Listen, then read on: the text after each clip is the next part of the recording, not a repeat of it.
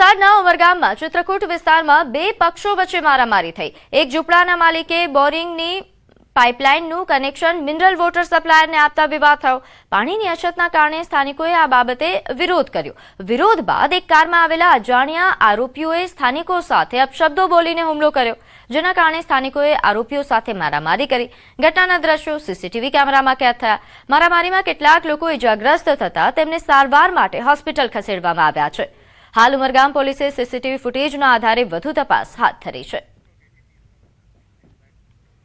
તો અમદાવાદના મેઘાણીનગરમાં અસામાજિક તત્વોનો આતંક વધ્યો છે। ભીમરાવનગર પાસે દારૂ પીવાની ના પાડતા અસામાજિક તત્વોએ આતંક મચાવ્યો। દારૂ પીવાની ના પાડતા અસામાજિક તત્વોએ સ્થાનિકો પર ચપ્પુથી હુમલો કર્યો। ઉશ્કેરાયેલા અસામાજિક તત્વો ત્યાં પડેલા એક બે વાહનોને પણ આગ ચાપી દીધા હોવાની વાત મળી રહી છે। અસામાજિક તત્વોના આતંકને લઈને સ્થાનિકોમાં આક્રોશ છે। પોલીસ કડક કાર્યવાહી કરે તેવી માંગ ઉઠી।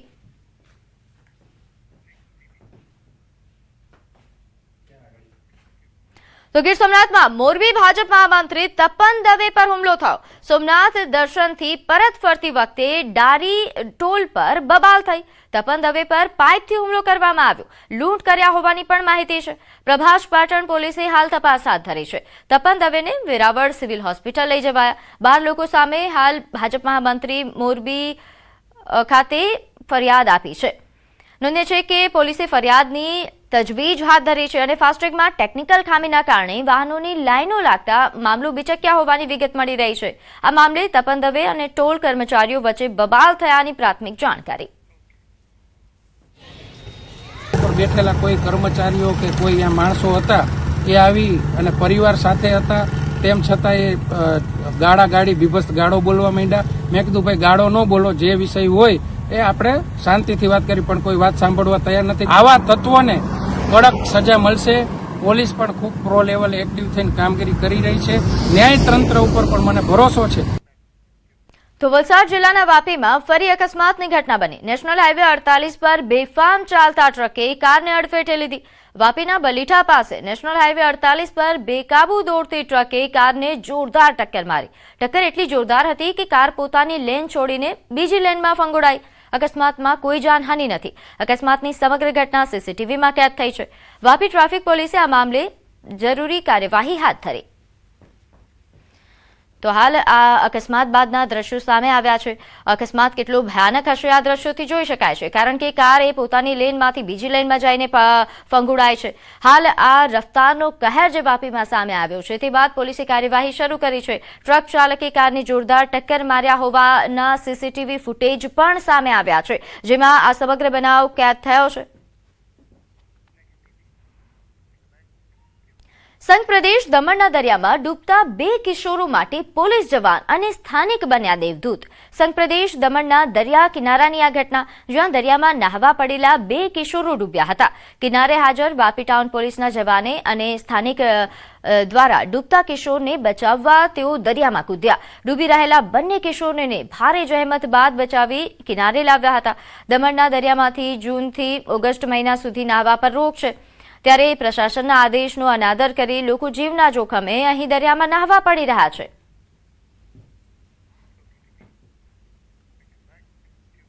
અમદાવાદ ભાવનગર એક્સપ્રેસ હાઈવે પર એક ખાનગી બસ પલટી જતા ગમખ્વાર અકસ્માત। અમદાવાદથી પારિવારિક પ્રસંગ પૂર્ણ કરી ભાવનગર પરત ફરી રહી હતી બસ, ત્યારે 21 જૂને સાંજે 7:30 કલાકે કોટ પોલીસ સ્ટેશન વિસ્તારના કરિયાણા ગામ નજીક બસ ચાલકે સ્ટીયરિંગ પરથી કાબુ ગુમાવ્યો। પ્રાથમિક માહિતી મુજબ બસમાં આશરે 25 મુસાફરો સવાર હતા। આ અકસ્માતમાં એક મુસાફરનું મોત નીપજ્યું, જ્યારે 3 થી 4 મુસાફરો ગંભીર રીતે ઇજાગ્રસ્ત થયા છે અને અન્ય લોકોને સામાન્ય ઇજાઓ પહોંચી છે। તમામ ઇજાગ્રસ્તોને તાત્કાલિક સારવાર માટે ધોળકા CHC ખાતે ખસેડી પોલીસે આગળની કાર્યવાહી હાથ ધરી।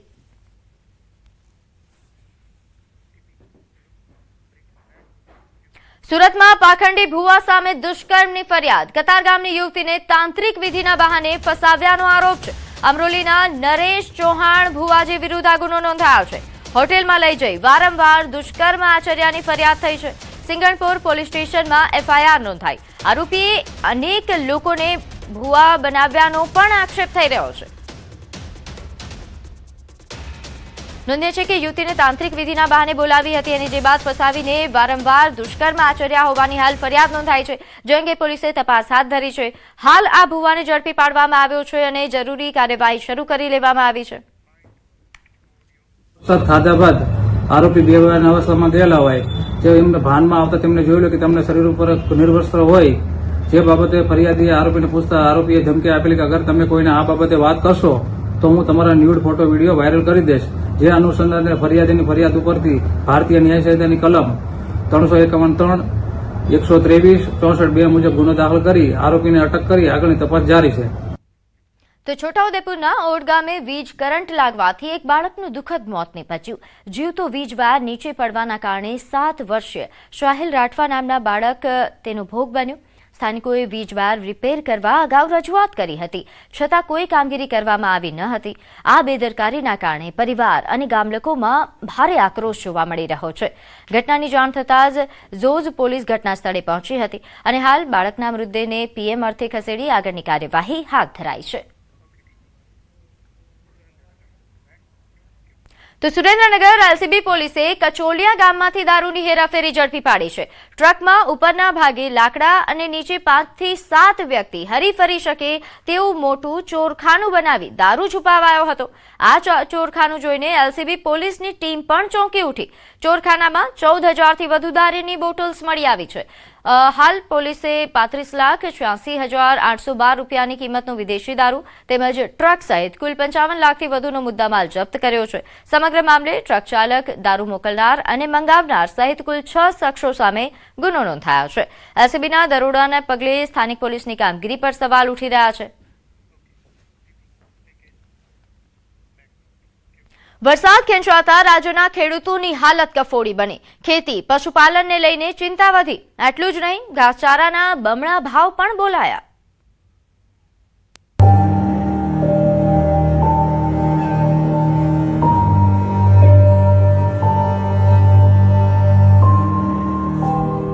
ધરતી તૈયાર છે તને ખોબલે ખોબલે ઝીલવા, બીજ તૈયાર છે અંકુર થઈ ફૂટવા, તાત તૈયાર છે હરખના આંસુ વેરવા, બસ તું હેત વરસાવે એટલી વાર છે મેહુલિયા.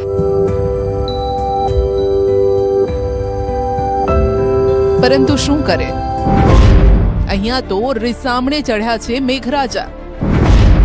ખેતી પશુપાલનને લઈને વધી છે ચિંતા. ઘાસચારાના બમણા ભાવ બોલાયા. આ છે રાજ્યનો ઉત્તર છેડો, જે હંમેશા પાણીની તંગીનો સામનો કરતો આવ્યો છે. ક્યારેક એટલો વરસાદ વરસે કે રસ્તાઓ પર રેલમછેલ થઈ જાય, પણ જો ચોમાસું રીસાય તો કંઈક આવા હાલ થાય. તેમાંય આ વર્ષે બનાસકાંઠા જિલ્લાના ખેડૂતોના માથે ચિંતાના વાદળો ઘેરાયા છે. ચોમાસું વિલંબમાં પડતા કૃષિ ક્ષેત્રમાં મોટી ખોટના એંધાણ વર્તાઈ રહ્યા છે. ખાસ કરીને બાજરી, કપાસ, મગફળી જેવા પાક પર આફત તોડાઈ રહી છે.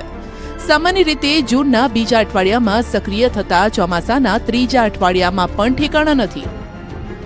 પરિણામે ધાનેરા, ડીસા, દાંતીવાડા પંથકમાં પાણીના તળ વધુ ઊંડા ગયા છે.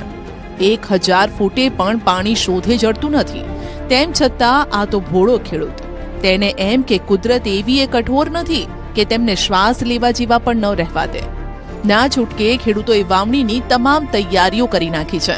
પણ તાતને ચિંતા છે કે જો વરસાદ ન વરસ્યો તો બિયારણ, ખાતરનો ખર્ચ માથે પડશે. મગફળીનું બિયારણ પણ પૂરતું નથી મળતું. ખેડૂતો સવારમાં 4 વાગે ઉઠીને લાઈનમાં લાગે છે, પણ તેમને બિયારણ અને ખાતર નથી મળતું. ખેડૂત હતાશ થઈને પોતે ઘરે જાય છે અને ઘરે જઈને બેસે ત્યારે વરસાદ પણ નથી આવતો. વરસાદ ના આવવાના કારણે ખેડૂતની પરિસ્થિતિ ખૂબ વિકટ છે. આ પરિસ્થિતિનો ખેડૂત સામનો પણ કરી રહ્યો છે. જે જગ્યાએ પાણી થોડા ઘણું હશે તે જગ્યાએ પણ મગફળીનું વાવેતર કર્યું છે. મગફળીનું વાવેતર એ કુદરતના ભરોસે કર્યું છે, થોડું ઘણું પાણી લાવીને, પણ એ પણ મગફળી હાલ પણ ઉગતી નથી. કારણ કે વરસાદ ન હોવાના કારણે ખેડૂતોને ખૂબ પરિસ્થિતિ વિકટ છે. આવી રીતે જો વરસાદ નહીં આવે તો ખેડૂતોને હિજરત કરવાનો વારો આવશે. આમ પણ મોસમના પહેલા વરસાદની તો આતુરતા પૂર્વક રાહ જોવાતી હોય છે, અને જો તે આશા મુજબ ન વરસે તો ખેડૂતો હિજરતના મૂડમાં પણ જોવા મળે છે. નિષ્ણાતોના મતે જો આગામી દિવસોમાં પણ વરસાદ ન પડે તો બાજરી, મગફળી, કપાસ સહિત લીલા ઘાસચારામાં નુકસાનનું જોખમ ઊભું થાય તેમ છે, અને તેની સીધી અસર નાના અને ઓછી જમીન ધરાવતા ખેડૂતો પર પડશે.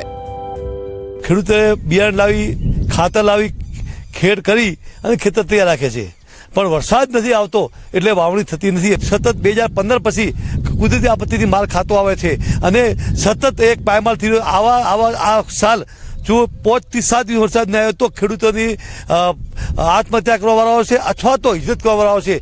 જેથી હું તો કુદરતને, ભગવાનને 84 લાખ દેવી વિનંતી કરું આ જોડી ખેડૂત વતી કે ના સોમળિયા, તું હવે અમારા ઉપર કૃપા કર. કોરા રહી ગયા ખેતરના રેઢા પાડ્યા, ઢોર ઢાંખરને ન મળ્યા લીલા ઘાસિયા. મૂળ વાત પાણી વગર સુકાતા પાક અને ઘાસચારાની છે, જેના પર ખેડૂત અને પશુપાલકોની રોજી રોટી ટકેલી છે.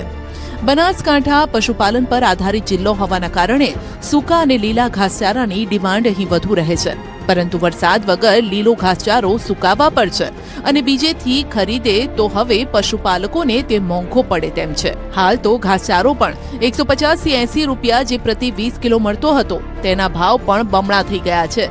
250 રૂપિયા મળવા લાગ્યો છે આ ઘાસચારો, જે હવે પશુપાલકોના ખિસ્સાને પોસાય તેમ નથી. પશુપાલકની અંદર સૌથી વધારે ઘાસચારો છે એ પોતાના ખેતરની અંદર એ કરતા હોઈએ છીએ. ક્યાંક લીલો ઘાસચારો પણ અહીંયા વાવેતર થતું હોય છે, પરંતુ પાણીના અભાવે આ ઘાસચારો જે લીલો હતો એ ખતમ થઈ ગયો છે અને સૂકો ઘાસચારાની અછત અત્યારે વર્તાવા માંડી છે. હજી તો વરસાદને 15-20 દિવસ જ લેટ થયા છે, પણ હજુ જો કરતા વરસાદ વધારે લેટ થશે તો આવનારા સમયની અંદર સૂકો ઘાસચારો મળવો પણ મુશ્કેલ બની જશે. એટલે માત્ર ખેડૂત જ નહીં પરંતુ પશુપાલકો પણ મોંઘવારીના ખપ્પરમાં હોમાઈ જશે તેમ લાગે છે. કારણ કે જો ઘાસચારો ન મળે કે ઓછો મળે તો ઢોરોએ પણ ભૂખ્યા રહેવાનો વારો આવે, જેની સીધી અસર દૂધ ઉત્પાદન અને ફેટ પર પડે. તો આ સંજોગોમાં ખેડૂતો અને ડેરી ઉદ્યોગને પણ મોટી આર્થિક ખોટનો સામનો કરવો પડે. એને પૂરતો જે ખાનદાન ના મળે તો સ્વાભાવિક વસ્તુ છે કે ફેટ, એસએનએફ અને દૂધની અંદર એ ઘટાડો થાય છે. એટલે એકંદરે એ પશુપાલનની અંદર એ સૌથી વધારે નુકસાન એ જોવા મળશે આવનારા સમયની અંદર. ગયા વર્ષે જે ઘાસચારો 150 થી મળે અને 160-70 રૂપિયા 20 કિલો જે મળતો હતો સૂકો ઘાસચારો, એ અત્યારે 250 થી પ્લસ જવા માંડ્યો છે અને આવનારા સમયની અંદર કદાચ 300 પાર પણ થઈ શકે છે. એટલે એકંદરે એમ ગણવા જઈએ તો ડબલ કરતાં એ વધારે એક સૂકો ઘાસચારો ભાવ એ વધી જશે, જેના કારણે પશુપાલન એ સૌથી મોંઘું સાબિત થશે. આ તરફ ખેડામાં પણ જોવાઈ રહી છે વાવણી લાયક વરસાદની રાહ. કેનાલોથી પાણી ખેતરો સુધી પહોંચાડવાની માંગ. આમ તો છેલ્લા 2 દિવસથી ખેડામાં ધમધોકાર વરસાદ વરસી રહ્યો છે. ગઈકાલે ગળતેશ્વરમાં માત્ર 2 કલાકમાં 3 ઇંચ વરસાદ ખાબકી ગયો, તો ફાગવેલમાં પણ 1 ઇંચ કરતાં વધુ વરસાદ નોંધાયો અને છતાં હજુ પણ ખેડા જિલ્લામાં સાર્વત્રિક વાવણી લાયક વરસાદ ન થતા ખેડૂતો ચિંતામાં મુકાયા છે. 2 દિવસમાં ખેડા શહેરી વિસ્તારમાં એવો વરસાદ વરસ્યો કે નીચાણવાળા વિસ્તારમાં પાણી ભરાયા, પરંતુ ખેડૂતોની ચિંતા ઓછી નથી થઈ. સામાન્ય રીતે 15 જૂન પછી ચોમાસું વિધિવત રીતે બેસી જતું હોય છે. આ વખતે ચોમાસું હજુ આસપાસ પણ ફરકતું નથી. હાલ પણ જે છૂટો છવાયો વરસાદ વરસી રહ્યો છે તે પ્રી મોન્સૂન એક્ટિવિટીનો વરસાદ છે. સામાન્ય રીતે આ દિવસોમાં ખેડૂતો ડાંગરની ખેતી માટે ધરો તૈયાર કરવાના કામે લાગી જતા હોય છે, પરંતુ આ વર્ષે હજુ યોગ્ય વરસાદ ન પડતા ખેતરો સૂકા ભટ પડ્યા છે. જગતના તાતની મુશ્કેલી વધી છે.